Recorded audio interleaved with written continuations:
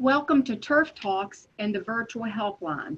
These live sessions will take place every Tuesday in September at noon. The sessions will be recorded for later viewing on the Henrico Extension website. My name is Terry Lotzenheiser, and I'm the horticulture technician in Henrico County. Virginia Cooperative Extension brings research-based information to the localities we serve. Our master gardeners are a trained group of volunteers who extend the extension resources and programs available. The Henrico Extension Office is always here for you to diagnose plant problems and answer all your plant-related questions using research-based information. The Henrico office can be reached at 804-501-5160. At this time, our office is not open for walk-in consultations, so please call with your questions, or you're welcome to use our Ask an Expert link on our website at extension.us/extension. Today's session is being led by Davis Caskey. Davis became a Henrico Master Gardener in 2015. Davis is part of our Smart Lawns program. Our Smart Lawn program was suspended for the 2020 year due to COVID, but should be back in 2021.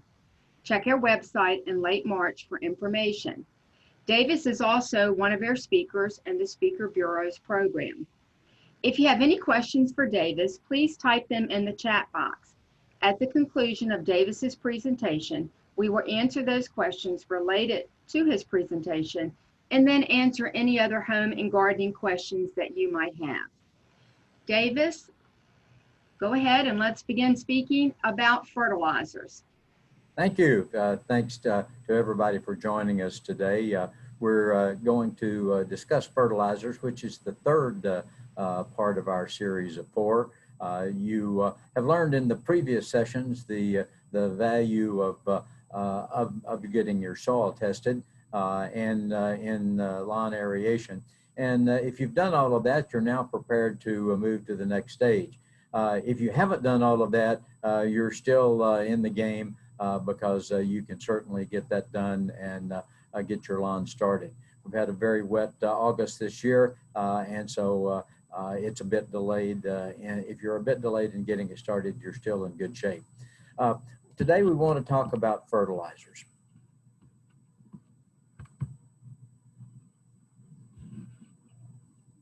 You're not moving down. There we go. I've really to discuss some of the common lawn questions about how much lime do I use. Well, you use lime only if you need to use lime, and a soil test will determine that. Aerate. You need to aerate virtually every year because the soils in the Richmond area and Henrico area tend to get very compacted, and grass needs air just as other plants. What are the numbers on the fertilizer bag? That's what we're going to talk about today. And then next week's session will cover the pests that you may encounter after you establish your yard. Smart Lawns has the answers, and Terry has discussed that we have delayed the program this year, but hopefully we'll be back next year. This is a supplement to that. It's important to know your soil. Get your soil tested to know if you need lime. You don't need to spend money on something that you may not need. You need to measure your yard to determine how much fertilizer you may need. Aerate the roots as we've discussed, and then use the right fertilizer, and hopefully you'll have a trouble-free maintenance after you get your yard established. Be right about fertilizer. Fertilizers do a lot of good things, but if fertilizers run off into our streams, they can also have some very negative consequences. The phosphorus in fertilizer can go with the sediments and so forth, and pollute streams. And even though the fertilizer was put down in Richmond, it may end up in the Chesapeake Bay and cause an algae bloom and the fish kill and the things that go with that. So non-point, even though it's put in Richmond or put in at some other place or further upstream, it will eventually end up wherever the river drains. Soil sedimentation is always an issue. Construction sites need to be maintained so that when we get the heavy rains, that you don't get the sedimentation running off because the sedimentation can carry these nutrients. And again, it both erodes the soil, deposits in our rivers, and can cause notable damage, vegetation blooms and so forth in our bays. Healthy lawns, some people, well, why fertilize? Healthy lawns protect the soil. They hold the soil in place. They don't allow erosion to occur. So a dense turf is really a very good guard against much of the erosion that we may encounter. Now, we mentioned measuring the yard, and some of this looks to be a bit technical, of the pi r squares and so forth. But in general, you need to know within a few hundred feet the size of your yard. You can measure it by using some of these formulations, the length and the widths and so forth. But if you just measure the entire width of your yard and the entire depth of your yard and put those two together, and if you have some large areas that are not covered in turf, you can subtract a few square feet. But know within a few hundred square feet of what size your yard is. You need to know if it's 5,000 square feet or 7,000 square feet. You don't necessarily need to know that it's 5,326. Which one is right for your yawn? Well, so many people tend to go to the store and ask the person, say, well, what's everybody using? And that's probably not the right thing to do, although you may get some good advice from time to time. Let's talk about the labeling of fertilizer. All fertilizers have 3 numbers on them. Generally it's across the top of the bag, but in today's world, some are hiding it at the bottom. So find those numbers. Those numbers represent 3 things. The first number is the amount of nitrogen in the bag of fertilizer. The second is the amount of phosphorus, and the third is the amount of potassium. So if you just remember the letters NPK, you can determine what's in the fertilizer. Now it's a little bit simplistic, but generally the first number, the nitrogen, we can say that's what makes things green. That affects the top of the grass, the top of the plant. The phosphorus, the middle number, describes what stimulates the growth of the plant. And phosphorus is the one that can attach to sediment and can travel down our rivers and so forth. So we have to be particularly careful of that. The last number is the potassium, and it affects root growth more than anything else. So that is perhaps a little bit oversimplified, but the NPK, if you can remember what each of those does, it will be a good background for understanding this. So let's look at this particular bag of fertilizer, 16, 4, and 8. And the total nitrogen is 16%. And then it will give you a sub number on that. In this particular case, it's 5.6 of water-insoluble nitrogen. Generally, you like to have about half of the amount of nitrogen that's in the fertilizer being water-insoluble. What that means is it will stay around a bit longer because it will slowly dissolve and be released over a few days.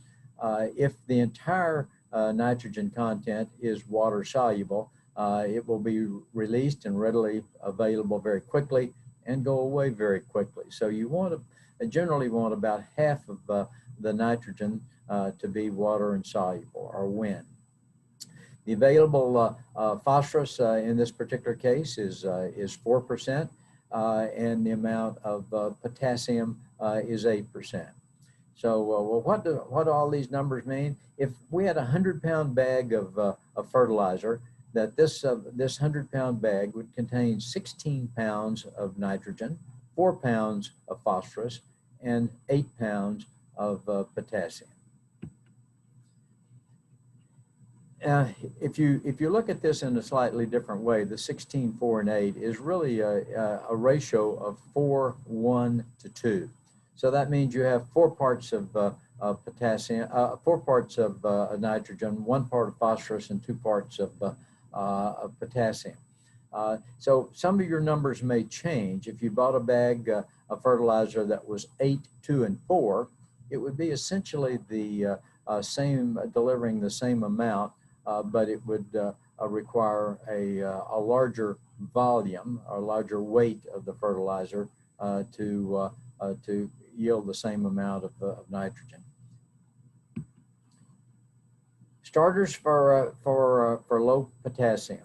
If you are starting your yard, you're seeding it this year or overseeding it, generally your first fertilization, you want to contain some phosphorus, the middle number. So you'll look for that as a starter fertilizer. If you have a second application in October and a third application in November, you'll likely want to reduce the amount of the phosphorus, that center number. And in fact, many of the fertilizers available for the second and third feedings will be something like 24-0-12. A winterizer this time of year, you have an existing lawn, even if you're overseeding, you want to stimulate root growth because that's going to do a lot of good things for you both during the winter and next spring. So if you have a soil test that is low in potassium, you want to assure that the third component is reasonably high in the fertilizer that you select. The timing is, as we discussed, is generally in September when you put your lime, if you need lime. You put your fertilizer and your seed down. You can do both at the same time. You don't need to wait and do one day and then wait a few days to do the second. You can put all three down if you want to, and that generally is our September feeding. And again, if you use phosphorus to stimulate the growth, you'll use most of it during that point in time. October and November or follow-up feedings generally should be about a month apart. So if you're doing it on the 20th of the month, shoot for the 20th of the month for the follow-up. Called the SUN program, September, October, and November. There's some real advantages of fall fertilization, even if you're not starting an entirely new yard. It increases the root growth, which is going to mean you have a very healthy grass when spring occurs next year. It increases the density of your grass, and this is extraordinarily important in keeping the weed problems down because a dense grass does not allow the weeds to come through. It's going to decrease your spring mowing because you'll actually have a turf that is heavier and thicker and not trying to grow just tall and springly. Increased drought tolerance when we finally do get into the Julys and August. A healthy grass that's well established will weather the drought much better. You have any healthy grass or healthy plant is more resistant to diseases, and certainly the one thing that we all like, we like that nice fall green color and it to be maintained in the spring. For the applications of nitrogen, the recommendation from the Extension Service is that you put 1 pound of nitrogen down for each 1,000 square feet of yard. So that means, let's look at a typical yard. A typical yard probably is at least 5,000 square feet, but you've measured it and you know exactly what it is. We need to get 1 pound of nitrogen down in September, another pound of nitrogen down in October, and then a follow-up in November or early December. You may also, in establishing a new yard, particularly if you've reseeded heavily, you may find it beneficial to put a small amount, generally about a ½ pound per 1,000 square feet, down in the spring of next year, somewhere in mid-May to mid-June. This again will help turn the lawn green and give it a good start, and that's generally takes advantage of the rainfall during that period as well. How to calculate the amount? It looks like an onerous formulation, but it's really fairly simple. The desired amount of nitrogen you want per 1,000 square feet, which in this case is going to be 1. over the percentage of nitrogen in the fertilizer. We look on the bag, and if the bag says 16, then that's the percent of fertilizer in that times 100. So and that will give us the number of pounds per 1,000 square feet. For the example, a pound of using 16, we take 1 pound is what we want. 16% is what the fertilizer bag contains times 100, and that's 6.25 pounds per 1,000 square feet. If we have a 5,000 square foot yard, how much nitrogen do we need? We need 5 times that amount, or roughly 31 pounds. And again, remember that it's per 1,000 square feet. So if you do make the calculation, be sure to apply it to the size of yard you have. Today, most people use either a drop or a rotary spreader. Rotary spreaders have probably become more popular than the drop, but both must be calibrated. Most of the fertilizers that are available today usually will list on the back a number for the various types of rotary spreaders and drop spreaders. And these are very helpful as a start, because if you have to figure out how many pounds you need 30 pounds of nitrogen, so you put 30 pounds of fertilizer in that spreader. What is the setting that you need to be sure that it's spread evenly? Because if you drop too much in one spot, everybody has seen the fertilizer burn, and it will kill the grass in that area. If you don't have a spreader that is calibrated, start with the amount of fertilizer that you need. In our example, we're going to put in 30 pounds of fertilizer into our spreader because we have a 5,000 square foot yard, and we want it spread evenly. I would suggest starting with a very low number on the spreader and follow the basic pattern that you see that's shown in the picture to the right. Just simply go back and forth one way, and then go back and forth the other way.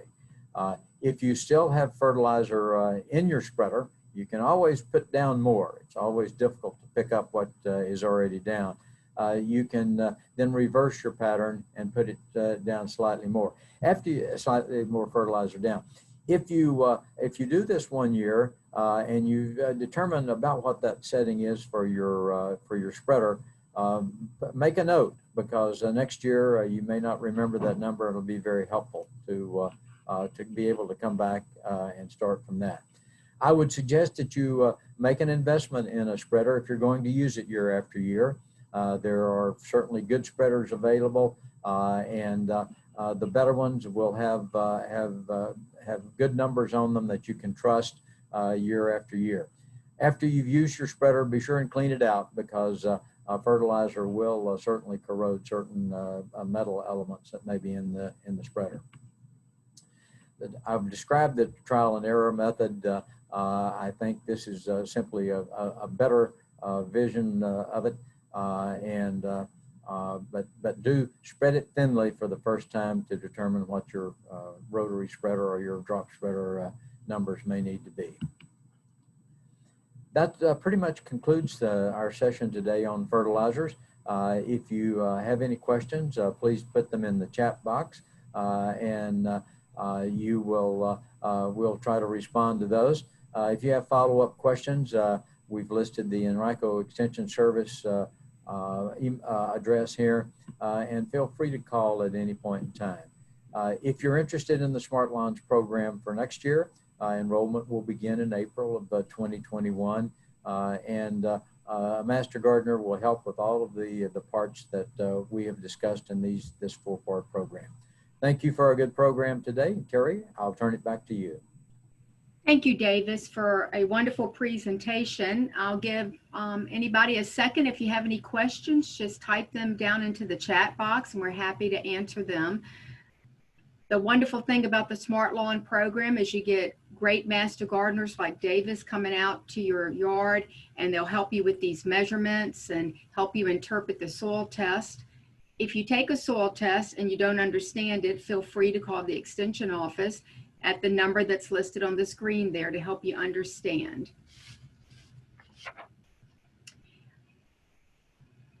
As a follow-up, soil test kits are available at the Extension Service. They're found just outside the door, so you don't have to come in. And they're available at all of the libraries in Henrico County as well. So I encourage you to get that soil test and know where you start. Davis, we did get one question about putting down seed and fertilizer at the same time. Would you like to go over that again? Sure. In the past, there has been suggestions that you needed to put your lime down and then wait a bit and so forth. But it's perfectly acceptable to put all three down. If you know the amount of lime that you need, you know the amount of fertilizer you need and the seed, I would put them down in that order. So the seed is the last thing you put down, so you don't walk on it and going back and forth. But you can certainly put it down at any point in time. What about fertilizers with the feed and weed fertilizer?